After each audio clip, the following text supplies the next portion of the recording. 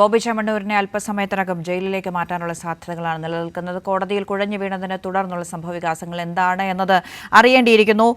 തിയോഫിൻ തുടരുന്നുണ്ട്. തിയോഫിൻ, ചാരിറ്റി പ്രവർത്തനങ്ങളിലൂടെയും മറ്റും നിരവധി ആളുകളുടെ ആരാധനാപാത്രമാണ് ബോബി ചെമ്മണ്ണൂർ. അങ്ങനെ ഒരാളുടെ ഇത്തരത്തിലുള്ള പരാമർശങ്ങൾ തുടർച്ചയായി ഉണ്ടാകുമ്പോൾ നിരവധി തവണ അതിലുള്ള വിമർശനങ്ങൾ ഉണ്ടായിട്ടും അത് തന്നെ ആവർത്തിക്കുന്ന സാഹചര്യത്തിൽ അതിൽ പലരും പ്രചോദനം ഉൾക്കൊണ്ടുകൊണ്ട് ആവർത്തിക്കുന്ന സംഭവങ്ങൾ കാണുന്നുണ്ട് സോഷ്യൽ മീഡിയയിൽ. അതിൻ്റെ ഒരു പശ്ചാത്തലം കൂടി പരിഗണിച്ചിട്ടാണ് പോലീസ് ഉടനടി തന്നെ ഇതിലൊരു നടപടിയെടുക്കുവാൻ, കൂടുതൽ ആളുകളെ വിളിച്ച് ചോദ്യം ചെയ്യുന്നതിലേക്കും അറസ്റ്റിലേക്കും ഒക്കെ കാര്യങ്ങൾ നീങ്ങുന്നതെന്ന് മനസ്സിലാക്കാം. അങ്ങനെയെങ്കിൽ അതുകൂടി പരിഗണിച്ചിട്ടാണല്ലോ കോടതി വിധി. അന്ന ചാരിറ്റി പ്രവർത്തനങ്ങൾ നടത്തുന്നത് എന്തും ചെയ്യാനുള്ള ലൈസൻസ് അല്ല, പണമുണ്ട് എന്നതും എന്തും ചെയ്യാനുള്ള ലൈസൻസ് അല്ല എന്നത് ആ ഒരു മുന്നറിയിപ്പാണ് കോടതിയുടെ വിധി സമൂഹത്തിന് തന്നെ നൽകുന്നത്. കാരണം ഒട്ടേറെ ചാരിറ്റി പ്രവർത്തനങ്ങളുടെ പേരിൽ ആരാധകരുണ്ടായി എന്നതുകൊണ്ട് മാത്രം ആരെയും എപ്പോഴും എങ്ങനെ അധിക്ഷേപിക്കാം എന്നതിന് അതിനർത്ഥമില്ല.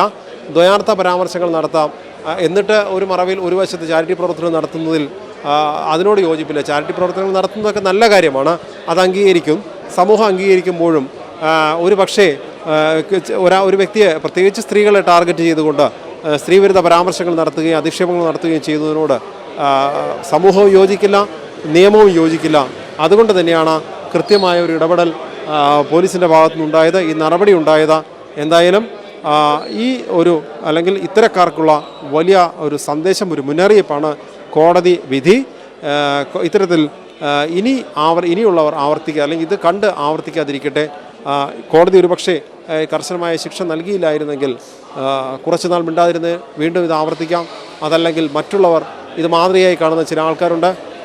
ബോബി ചെമ്മണ്ണൂർ നടത്തുന്ന വിവാദ പരാമർശങ്ങൾ പ്രചോദനമായി കണ്ടുകൊണ്ട് സോഷ്യൽ മീഡിയ പേജുകളിൽ സ്ത്രീവിരുദ്ധ പരാമർശം നടത്തുന്ന ഒട്ടേറെ പേരുണ്ട്.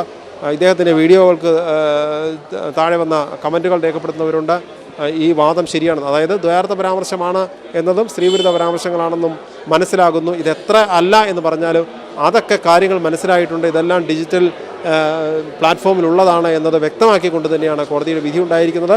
കോടതിക്ക് മനസ്സിലായിട്ടുണ്ട് എന്നാണ്, സ്ത്രീ വിരുദ്ധത ഇത്തരം പരാമർശങ്ങളിലുണ്ട് എന്ന് വ്യക്തമായിട്ടുണ്ട് എന്നാണ് കോടതി നൽകുന്ന സൂചന.